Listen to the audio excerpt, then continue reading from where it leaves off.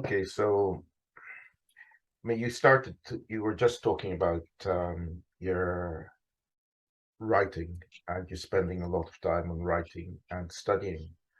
Yeah, And I've seen some. I'd like to, can I clarify that a little? Mm, Um, when you say a lot of time, in actual amounts of time, it's not a lot. mhm. If I am writing more than 2 hours a day, I'm getting tired. Okay.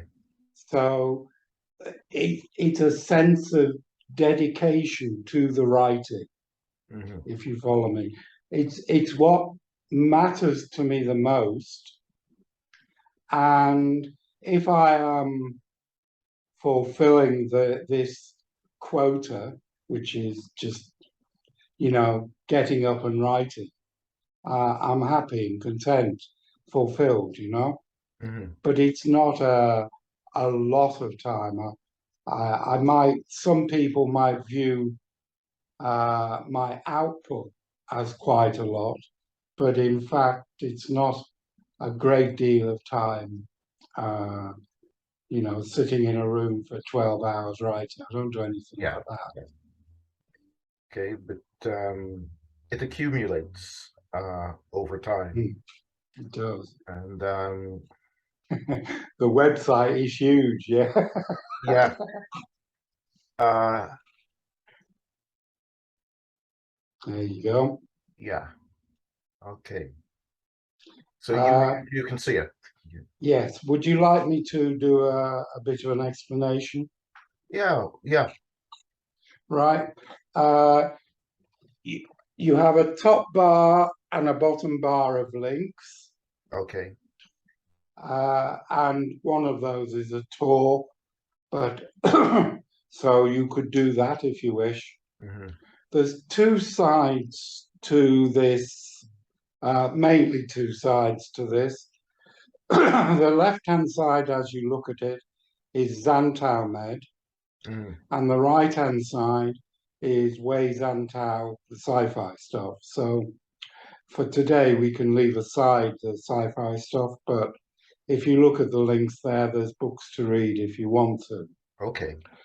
The Zantao Med is what has developed from my studies and my writing, um, and the meditation. So it the work really started with my trying to write about how the path has affected my life. Okay, Hmm. so uh, before I met you, when I was 23, I went through uh, a pretty staggering breakdown and upheaval, I call it, partial awakening. I wouldn't dream of calling it anything more than that, but it was very, very influential on the whole of my life, and it was basically what you might call starting on the path. So, talking about this and the way it impacted in my life is what I began to do when I was writing the treatise, Okay. the number one treatise on Zantao. And so that was kind of like the first thing I did as a recap when I was first retired. But I must just jump in on that because that's not quite true. The first thing I did is at the bottom of the page called Matriellas. Yeah. That is my book about teaching, but that is so far in my past, I keep forgetting Mhm. it. So going back to the treaties, I that was uh, kind of getting this stuff out of me about the path And basically it is there because if anybody reads it, I am interested in their seeing the path in themselves. Okay? Okay. We live in a society where this type of spiritual awareness is frowned on, mocked, all this kind of thing. And, I feel people are not encouraged enough to explore the glimpses of the path that they get throughout their lives. So part of my writing is about explaining how these glimpses happened in my life. Okay. I'm not offering my life in any way as exemplary because it was far from that, because when you knew me, the first half of the time you knew me, I was an appalling drunk. But this was just part and parcel of the experience of my life, and maybe drinking or other forms of addiction can be seen as uh, people's path as well. Uh, then the next link uh, of what I call the Pathtivist trilogy, number two, is the manual. And what I was doing with the manual was initially exploring activism and how the path would benefit an activist. So that became the Pathtivism manual.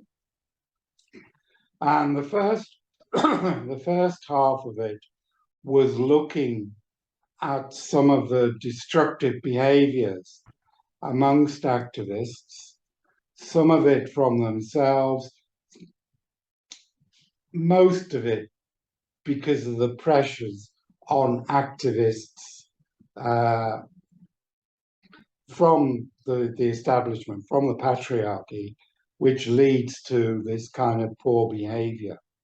But it was self destructive. People on the left are not united. And many of the attributes of people on the path could be used in the benefit within the struggle, within the activist struggle. The second part of the manual, from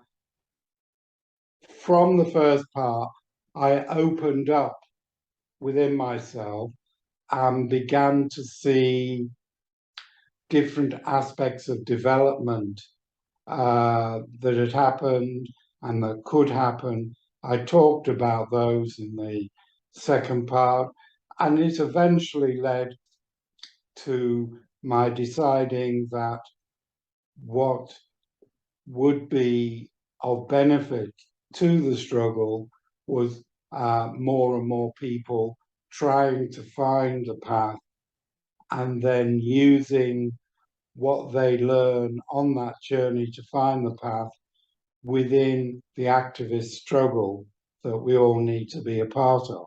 Mm.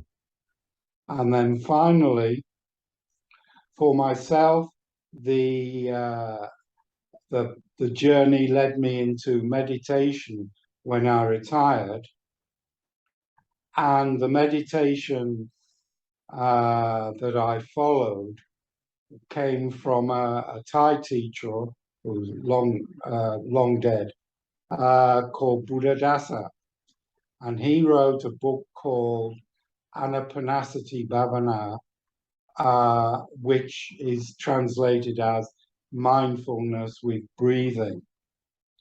So he developed a four-stage process of meditation,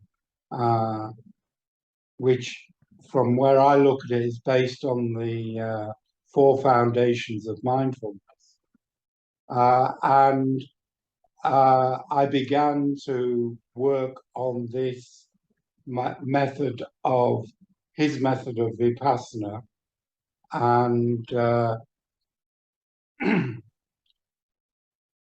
this developed, so I developed my own processes within his structure of mindfulness with breathing. And then when I began the Zantao meditation, the one or two people who've been involved with me with that, this has added to my understanding of the meditation. So I then wrote the third book, which is called the Zantao Med Pathtivist Companion. Mm. So it is a companion to Buddhadasa's Anapanasati Bhavana, mindfulness with breathing. Those three books together, I've called the Pathtivist trilogy, in as much as in some way they seem to go together for. Mm-hmm. Beneath that, on the web page, is the last book I wrote within this, called Viveka Zantao. This is again about looking at how the path has affected my life, but in much more detail. And it started with as these things do, with just a friend saying, "Oh, there's an interesting podcast," and it was. Oh, you'll have to check this for me. I apologize. Okay. On being with Krista Tippett. Okay. And so that I want, just for professionalism, to check that before putting it out. And she did an interview with a Buddhist called Stephen Batchelor. Stephen Batchelor had written this book called The Art of Solitude. So I started by this Viveka Zantao by looking at his book and basically reacting to it. So I talk about this process as a Z quest. So it's what I do my writing now, how I do my writing now. So if I was reading this Art of Solitude and then looking at what Stephen said and seeing what it meant for my life.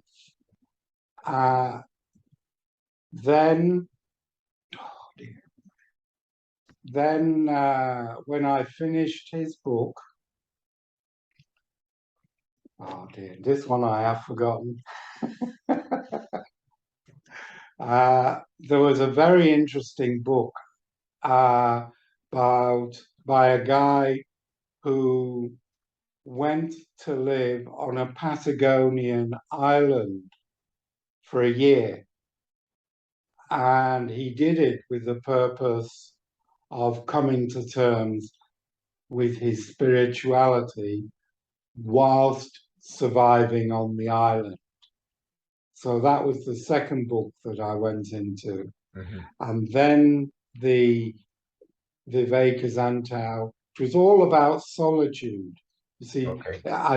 I began to realize that solitude had been an important thing in my life, even though I'd spent most of my working life with people. The way it worked out was that the path, I recentered on the path during school holidays. So one of the things with school holidays is that you are fortunate. I don't know how much this has been eroded, but you were fortunate enough to have 6 weeks to recover, and that also gave you sufficient time to center in, or gave me sufficient time, sorry, to center in on myself and rekindle the path, if you like. So the teaching, as a vocation in itself, doesn't enable you to focus on the path. So you need the space which the holidays gave me. And I spent most of those holidays uh, at home on my own, or when I went on holiday, often walking away on my own. So it made me realize that solitude was something that was always with me, always an important part of the path. And when I retired, I haven't retired into a community, I've retired into solitude. So many people, not a total recluse, but the Mhm. solitude is more important. And then you're pointing at the final one. This I've called prajna.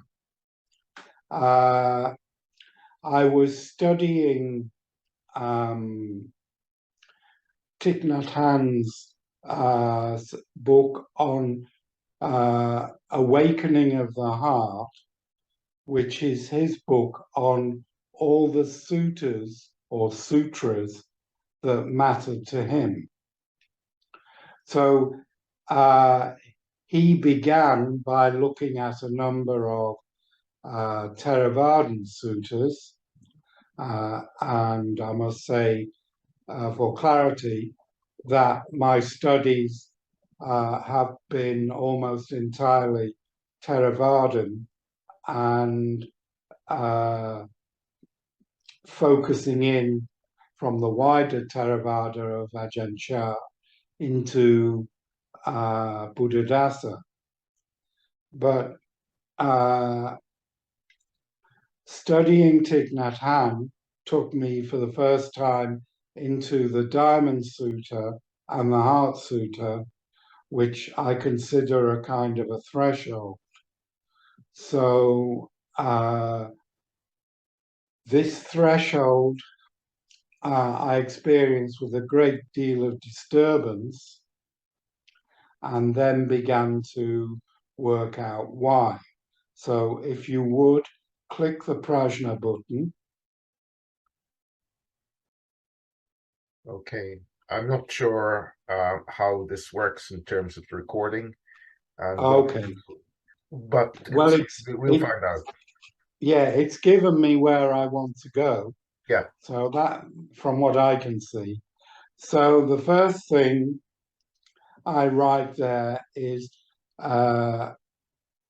comes from my interpretation of reading the Diamond Sutra and my own uh, disturbance.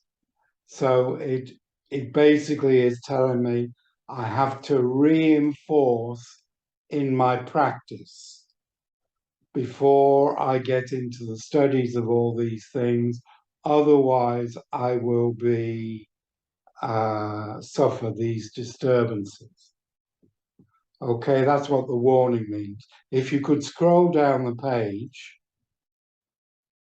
until the end,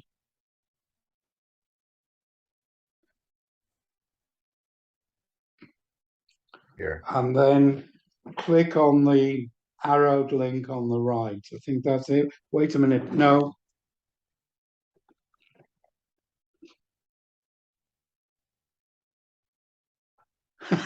Oh, enter the Prajna portal just below the me. Which, okay, here. Yeah. Yes. So this is where all my writing is now. Okay.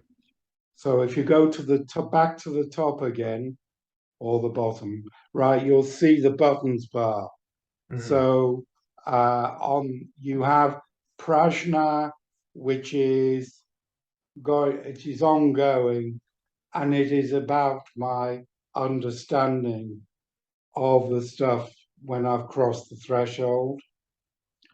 Reflections are basically blogs about things that Okay, have matched. I think you need to say what the threshold is. What threshold? It's a threshold for me, so it is very difficult uh, to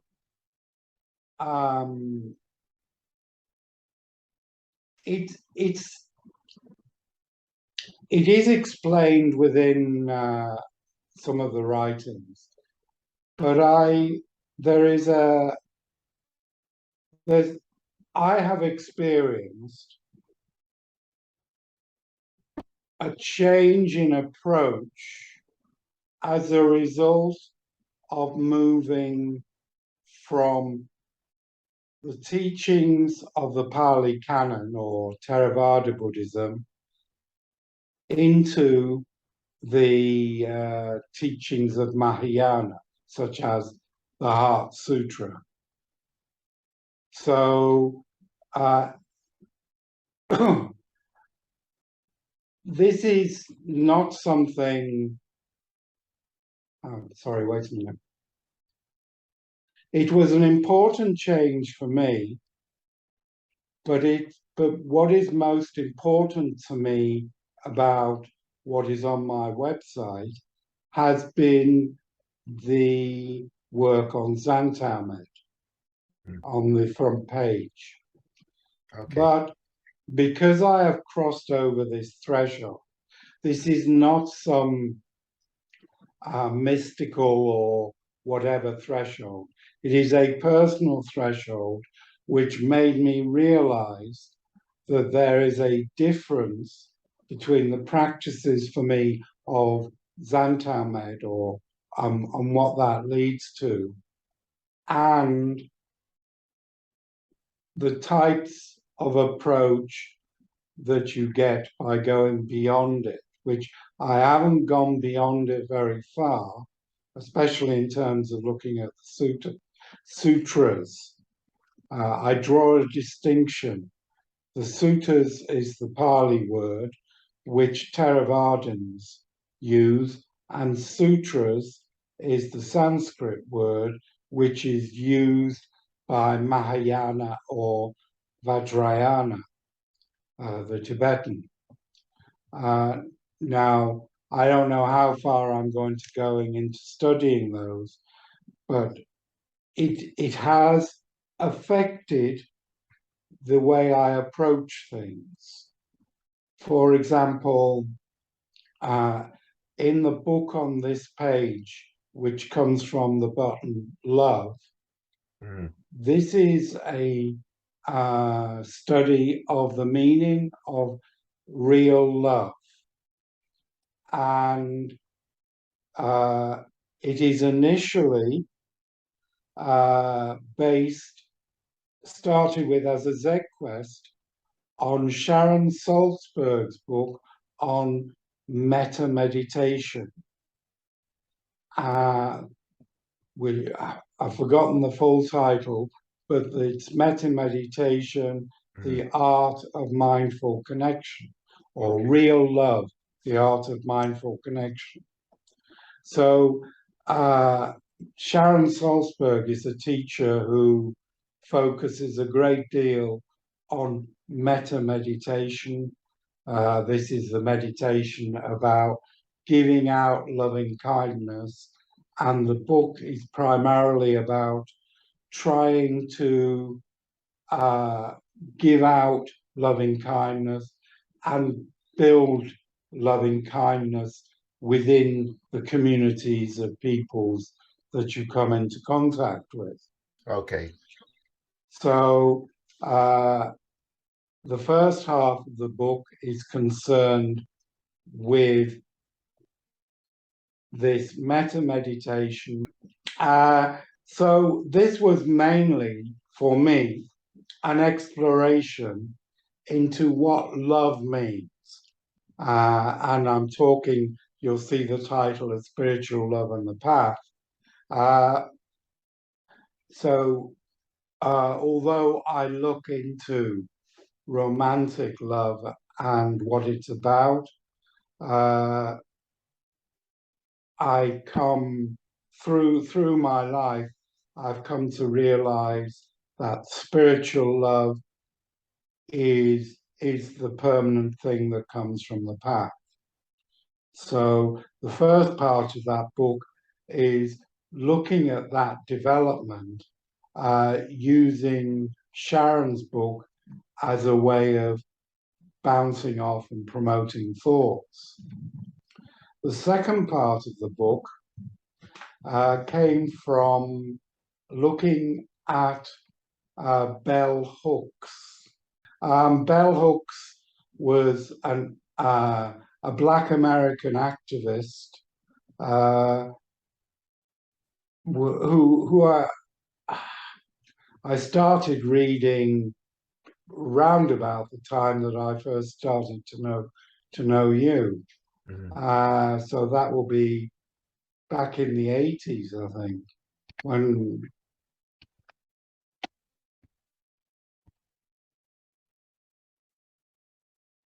right. Okay. So I've always had this writing or studying connection with bell hooks, but last Christmas she died. So I did this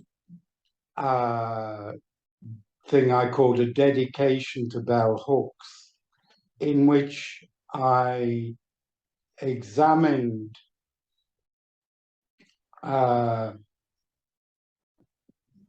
men and patriarchy, with patriarchy and sorry, this is one of her main things. One of her books is Feminism for All.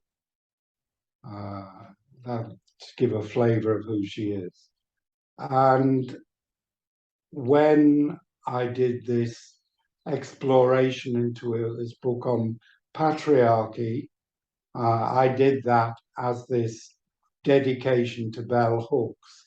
And I wrote a short blog on it. No, sorry, a long blog, but the study was much longer. But it was a book that was personal. So it's not a book that too personal, family. When you look at patriarchy, you're looking at the impact on parents, for example, or the impact of patriarchy on relationships. And I'm careful about writing about this because of the personal implications. But for me, that kind of study is so very important because we need to delve deep in order to come to terms with the path.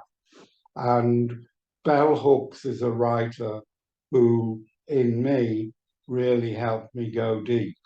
So I did this dedication to Bell Hooks for a couple of months at Christmas. And then I began this work on real love with Sharon Salzberg. And if you can scroll down this page, you'll see the second part is with bell hooks and the loveless patriarch. Okay. So this is about, again, my reactions to bell hooks and a book she wrote about love called Visions, All About Love. So those two fit together very nicely because they talked about real spiritual love with Sharon Salzberg, and then the impact of the patriarchy that creates a loveless society that infringes on the way that people can love. So those two fit together nicely. And that's the book that I've just finished. And if you scroll back to the top, then the last thing I'm working on now, a bit more. I think that is the top there. Oh, okay. Sorry, I've moved pages. So on the Progena portal, if you click, can you click arrow back Okay, let's to get the previous page? No, not one of my links. not The one of arrow the backing. links. Okay, not sure. I think I've missed it. Okay, never Somewhere. mind, never mind.